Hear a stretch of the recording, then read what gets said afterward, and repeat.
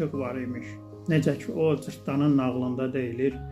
İşıq gələn yerə tərəf getdilər və bu da nağlın biləndəri, nağlın ağıllısı olan Cırtdanın səhvi idi. Ora diqqət etsəniz, o xalq nağlında Cırtdan özü qardaşlarını yönəldir o səhv yola və sonra bu onların mübarizələrinə şərait yaradır və o səhv düşünən ağıl hamıdan üstün ağıla çevrilir və qardaşlarını bir dəfə divin əlindən qurtarır, bir dəfə çaydan keçirir və sonra evin yolunu tapmağa kömək edir.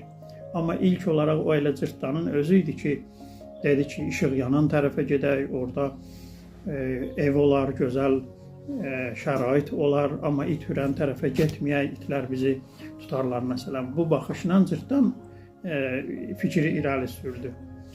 Həyatda da belədir, yəni biz səthi baxışlarla getməməliyik və yaxşı pisi önümüzdə gördüyümüz kimi, yaxşı pis kimi qiymətləndirməməliyik və bu da doğrudur ki, elə o ağılın üzə çıxmasının, özünü göstərməsinin, çiçəklənməsinin deyək ki, bəlkə də təəssüflə yolu elə buradan keçir ki, səhv də etməliyik.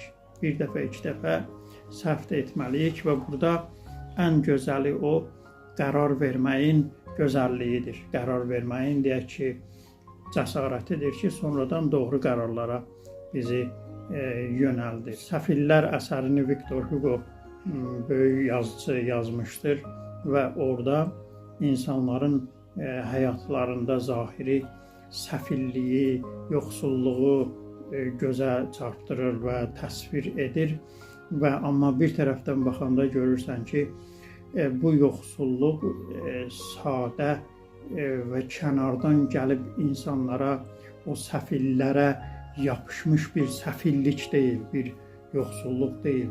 Bəlkə onların içərisindən də buna bir çağırış var, bununla bir uyuşma var.